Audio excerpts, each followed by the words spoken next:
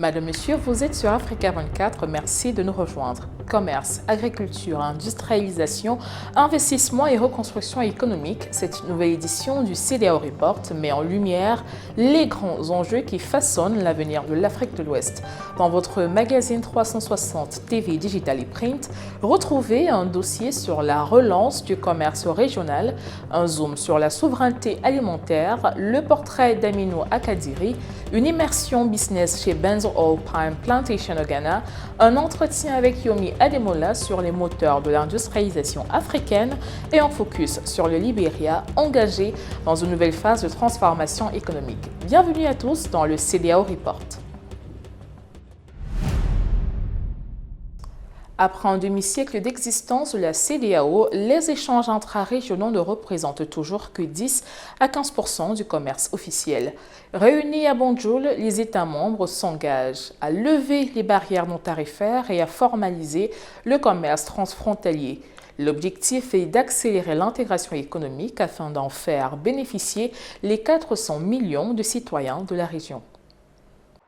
Une étape décisive pour l'intégration économique de l'Afrique de l'Ouest s'est jouée ce 16 juin 2026 à Banjul, en Gambie. Experts et missions techniques de la CEDEAO se sont mobilisés autour d'une table ronde stratégique sur la question des barrières structurelles qui freinent encore les échanges au sein de l'espace communautaire. Malgré 40 ans d'existence de la CEDEAO, le commerce intrarégional plafonne historiquement entre 10 et 15% des échanges totaux. Cette stagnation s'explique par la persistance de barrières non tarifaires BNT et un secteur informel qui reste le véritable moteur, bien qu'invisible, de l'économie régionale. Pour les experts réunis à Banjul, l'urgence est de structurer cet écosystème vers un système formalisé grâce au renforcement des capacités et au développement des corridors commerciaux. Le régime commercial simplifié aujourd'hui dans le cadre régional est une exigence, donc une nécessité pour les entreprises, pour les commerçants transfrontaliers et une nécessité aussi pour la formalisation du secteur informel. L'Afrique est à la traîne. Aujourd'hui, au niveau de notre région, on est encore à la traîne. En termes d'intégration, on a du chemin à faire. Nos volumes d'échanges tournent autour des 12-15%. On peut faire mieux si on arrive à éliminer les BNT que nos commerçants rencontrent, que nos opérateurs, que les différents usagers rencontrent au niveau de la CEDEAO. Le constat est frappant. Si les statistiques officielles sont faibles, la réalité du terrain est tout autre. En intégrant le commerce informel, le volume des échanges entre pays voisins bondirait de manière spectaculaire. Aujourd'hui, il y a des difficultés au niveau des frontières. Et c'est pour cela que la commission de la CEDEAO nous propose un régime commercial simplifié pour tenir compte de ces produits-là et qui font le gros lot des échanges informels d'un pays à l'autre dans la région aujourd'hui. Et donc, c'est une bonne solution.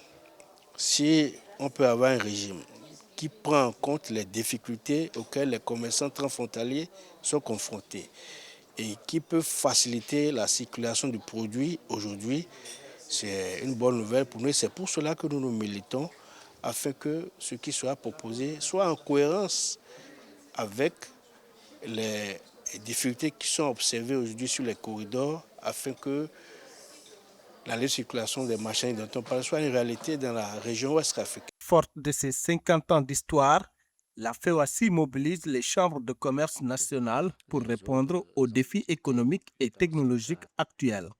L'objectif est de transformer cet instrument en un moteur plus impactant pour la prospérité durable de l'Afrique de l'Ouest. Nous, au niveau des chambres de commerce, mes présidents, la conclusion à laquelle nous sommes parvenus est qu'il faut renforcer la coopération avec la CEDEAO. Il faut renforcer la coopération avec la Banque d'investissement et de développement de la CEDEAO, qui est notre fonds, qui puisse nous permettre de pouvoir satisfaire les besoins des PME, les besoins des femmes, les besoins des jeunes, même les personnes à mobilité réduite qui sont dans les affaires. Il est nécessaire qu'on puisse avoir un cadre qui permettra de répondre à leurs besoins. Et nous avons pris l'engagement, les présidents des chambres de commerce ont pris l'engagement de renforcer la capacité de la FEOACI à pouvoir répondre aux aspirations de la CEDEAO. Clôturé le 19 juin 2026, Les missions techniques de Banjul ont porté sur l'harmonisation de la concurrence, la transparence fiscale et la protection des consommateurs. L'objectif ultime est de traduire ces protocoles en retombées tangibles pour les 450 millions de citoyens de la CEDEAO en favorisant notamment la création d'emplois et la sécurité alimentaire régionale. L'insécurité alimentaire en Afrique de l'Ouest atteint des seuils critiques avec des prévisions alarmantes pour l'année 2026. Selon des données récentes, 53% des 442 millions d'Ouest-Africains se retrouveront en situation d'insécurité alimentaire aiguë entre juin et août. Malgré ces 236 millions d'hectares de terres arables exploités à moitié, la région importe annuellement 7 milliards de dollars de produits alimentaires.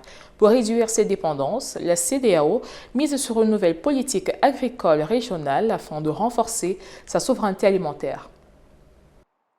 L'Afrique de l'Ouest fait face à une urgence alimentaire majeure avec 53% de sa population menacée d'insécurité aiguë entre juin et août 2026. Kalilou Silla, commissaire à la CEDEAO, qualifie cette situation d'inacceptable et appelle à une refonte totale du modèle agricole régional. Malgré un potentiel immense de 236 millions d'hectares de terres arables, seule la moitié est actuellement exploitée par les pays membres. La crise est alimentée par une dépendance excessive aux importations ainsi que par l'impact dévastateur des conflits et de l'inflation. Le commissaire plaide pour un réinvestissement massif dans les cultures vivrières locales afin de briser ce cycle de crise chronique. Cette nouvelle orientation stratégique vise l'autosuffisance alimentaire pour protéger durablement les 442 millions d'habitants de la région.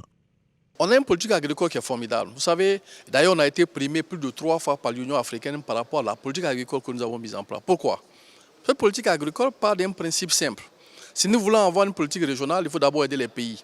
Il faut d'abord nous entendre en tant que région sur les défis que nous avons et aider les pays à faire en sorte que chaque pays puisse avoir une politique agricole en lien avec la politique agricole régionale.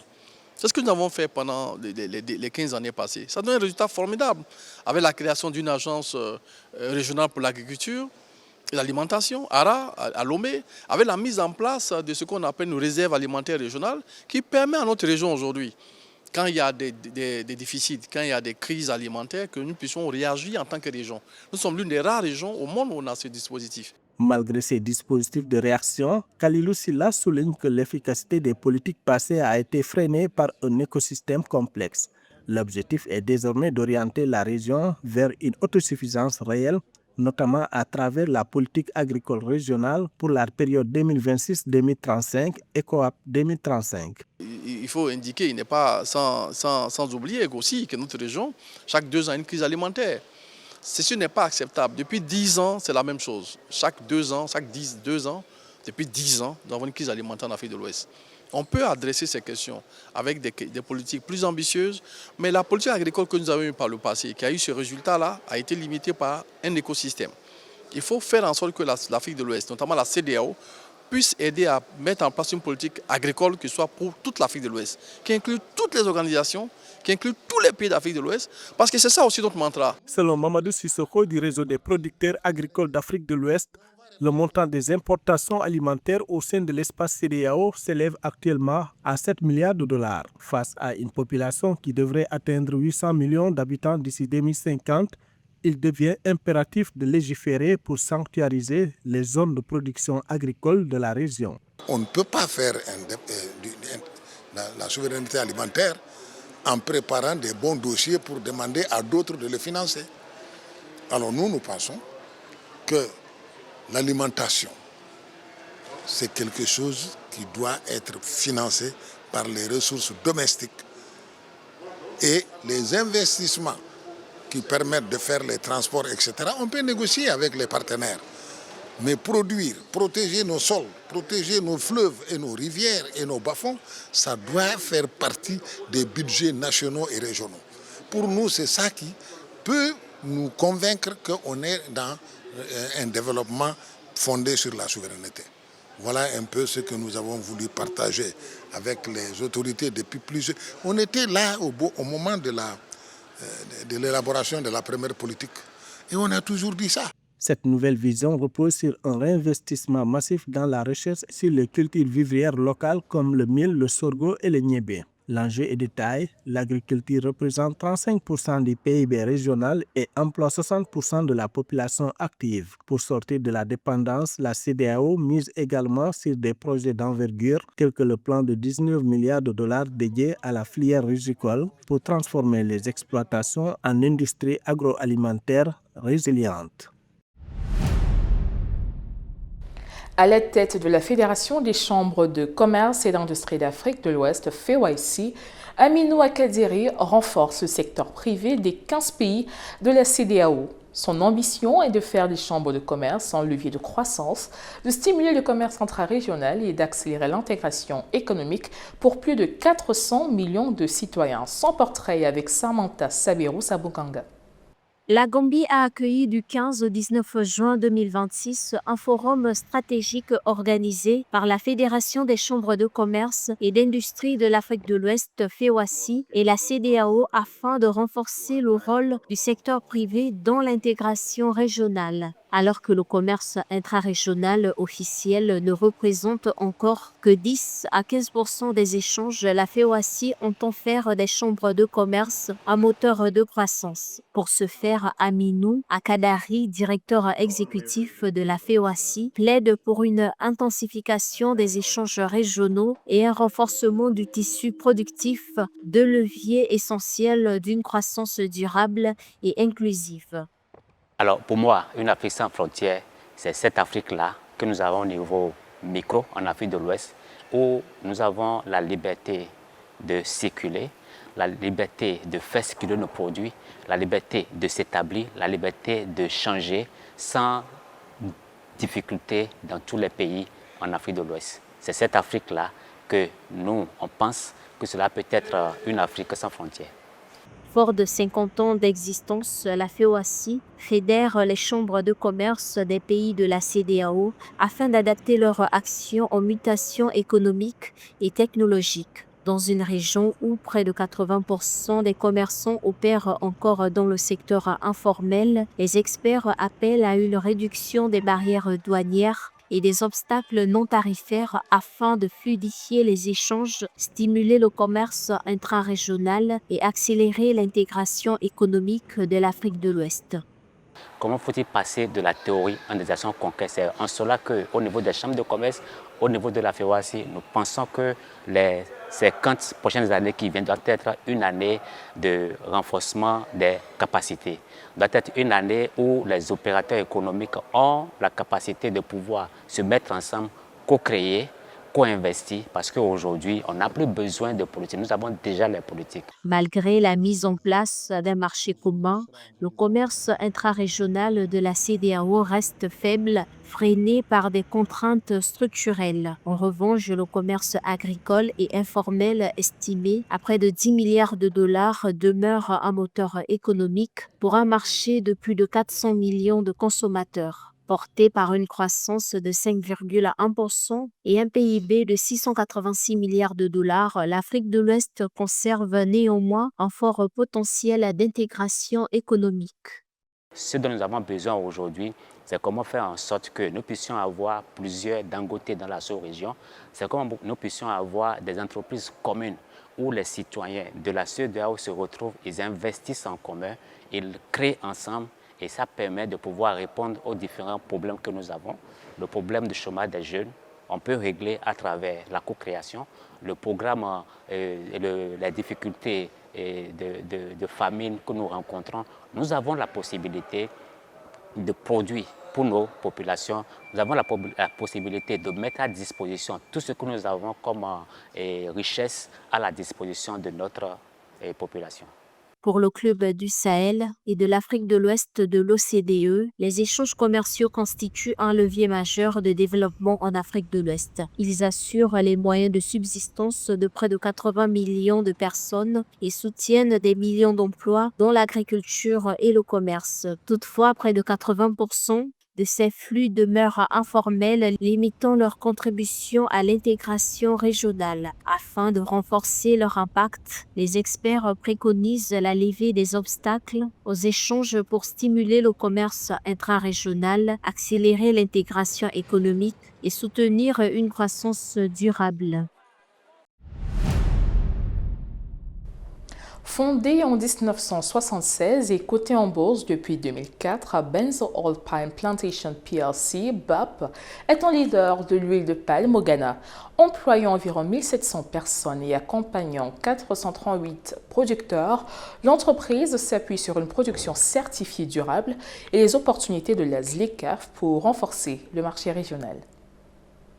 Créée en 1976, Benzo Oil Palm Plantation plc, couramment appelée BOP, est aujourd'hui l'une des entreprises agro-industrielles les plus importantes du Ghana. Implantée à Adoum Banso, dans la région occidentale du pays, à proximité de Takoradi, la société cultive le palmier à l'huile et produit une matière première destinée à la transformation industrielle. Devenue société cotée à la bourse du Ghana en 2004, BOP est aujourd'hui contrôlée par Wilmar Africa, filiale du groupe international Wilmar International. L'entreprise ambitionne de devenir un centre d'excellence pour l'industrie africaine du palmier à huile en combinant productivité, innovation et respect des normes environnementales.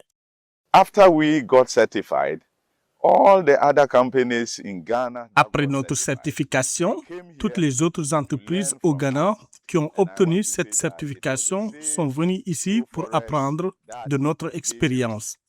Je dirais même que d'autres plantations de la région africaine sont également venues tirer des enseignements sur notre modèle. come from the Africa region to pick some of the lessons from us. Au-delà de sa production agricole, Benzo Oil Palm Plantation est un acteur économique majeur dans sa région. L'entreprise emploie environ 500 personnes directement et soutient un écosystème de près de 1700 emplois directs et indirects grâce aux activités de transport, de récolte, de maintenance et de services agricoles. Elle collabore également avec 438 ménages de petits producteurs intégrés à son programme agricole. Son engagement communautaire se traduit aussi par des investissements sociaux, notamment dans l'éducation, avec une école accueillant plus de 1000 élèves issus des communautés environnantes.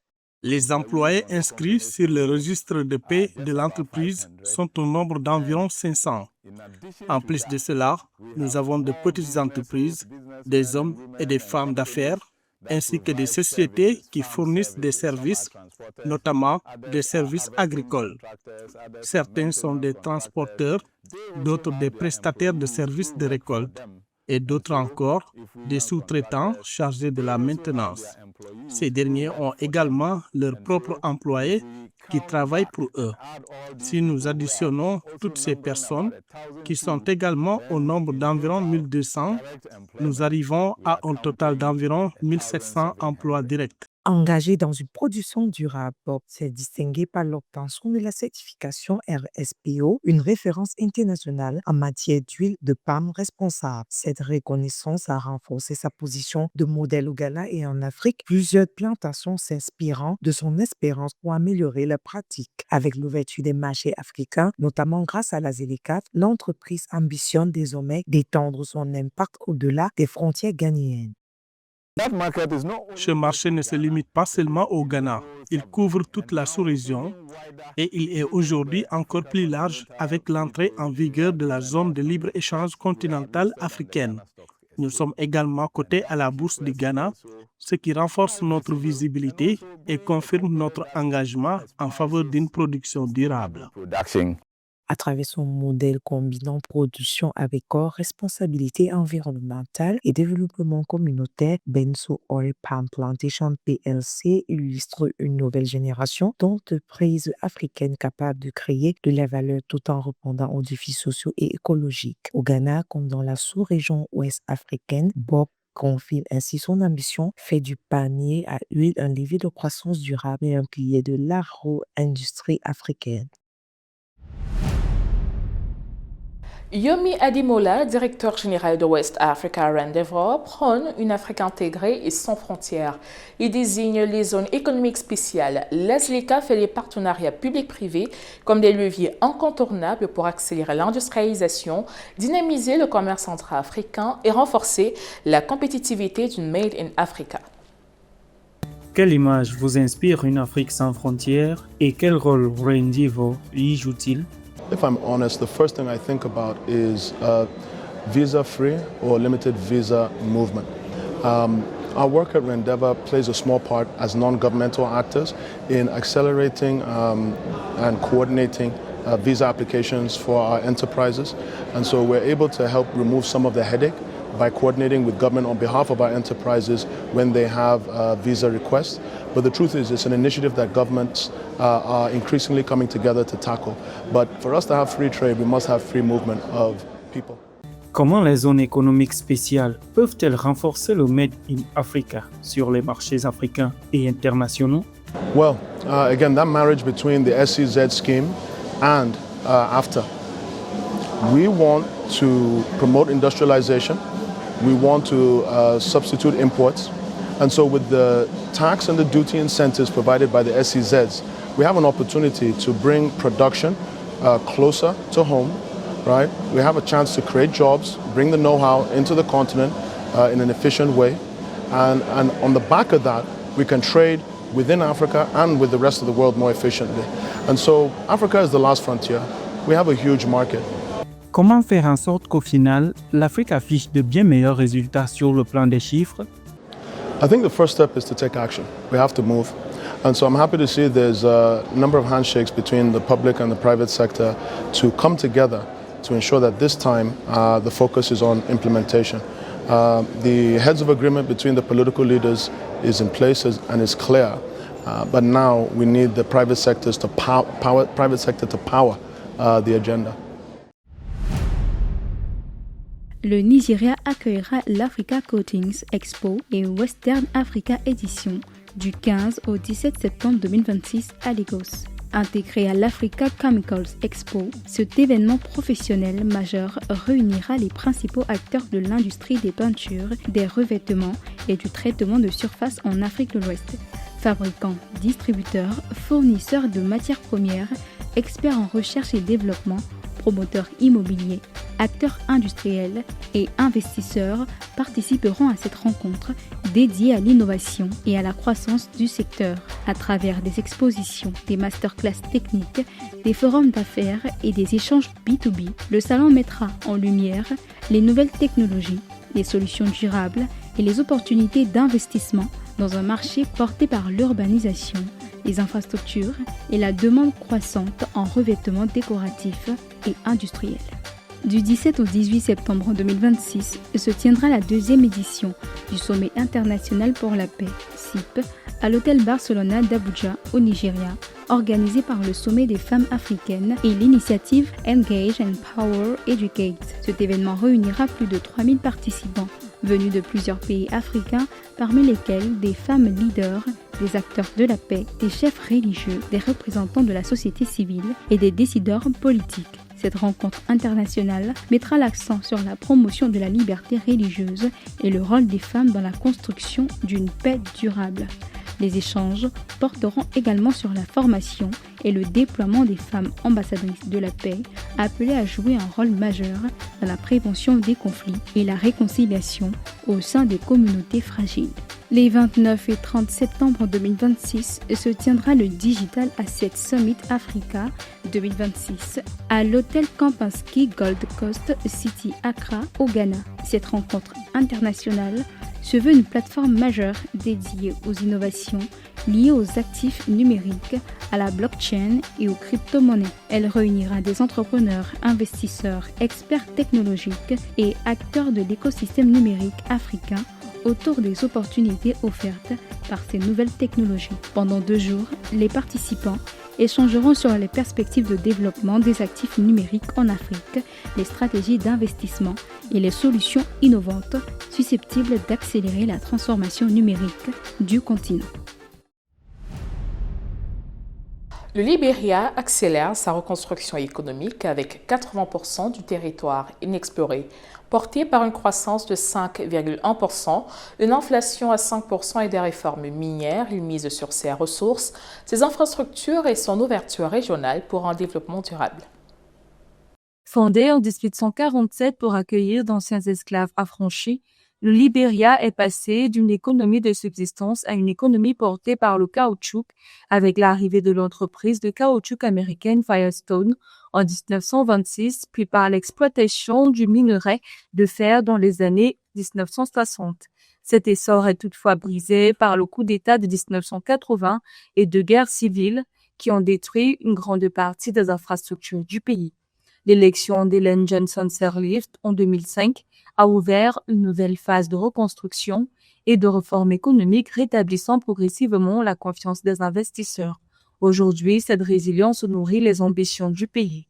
Le Libéria possède d'ailleurs un important potentiel minéralogique et une géologie très riche. Pourtant, une grande partie du territoire reste encore inexplorée. Our government's arrest agenda is a comprehensive approach. Notre agenda de développement gouvernemental est une approche globale conçue pour répondre aux besoins économiques et sociaux de millions de Libériens, en particulier des jeunes qui représentent 60% de notre population. Axé sur l'agriculture, les routes, les infrastructures, le développement, la justice, l'état de droit, l'éducation, la santé et le tourisme, cet agenda intègre les objectifs de développement durable car il vise à accompagner le Libéria dans l'atteinte des objectifs fixés à l'horizon 2030.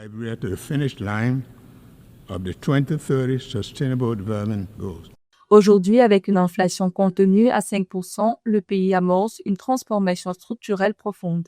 Au cœur de cette réforme, le gouvernement place la création de la compagnie minière nationale comme un pilier stratégique pour renforcer la participation de l'État.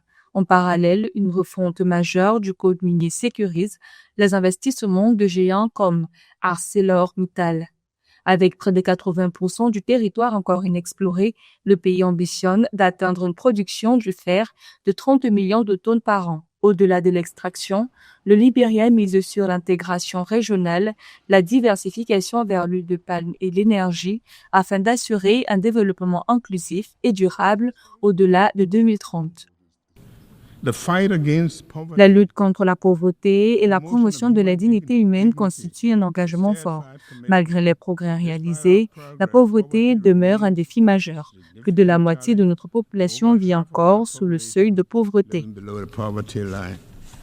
En 2026, l'économie libérienne a démontré une accélération remarquable de ses réformes macroéconomiques sous la supervision d'institutions internationales, symbolisées par le déblocage régulier de tranches de soutien du Fonds monétaire international. La croissance réelle du PIB enregistrée à 5,1% en 2025 maintient un élan solide soutenu par une inflation maîtrisée redescendue autour de 4 à 5%. Nous sommes engagés dans l'évaluation des niveaux et des causes de la pauvreté ainsi que dans la mise en œuvre de stratégies visant à la réduire et à promouvoir une prospérité partagée. Notons que le Libéria bénéficie d'une façade maritime stratégique de près de 580 km le long de l'océan Atlantique. Situé à l'extrémité sud-ouest de la Grande Bosse de l'Afrique de l'Ouest, il est limitrophe de 3 pays, la Sierra Leone au nord-ouest, la Guinée au nord et la Côte d'Ivoire à l'est. Sa capitale Monrovia abrite l'un des ports francs les plus importants de la sous-région facilitant le commerce maritime international. En termes d'atouts touristiques, le Libéria se distingue par ses plages sauvages et sa faune exceptionnelle. Son offre écotouristique se concentre principalement autour de Monrovia et Robert Spot, réputés pour leur étendue de sable, leurs réserves naturelles et leurs spots de surf préservés.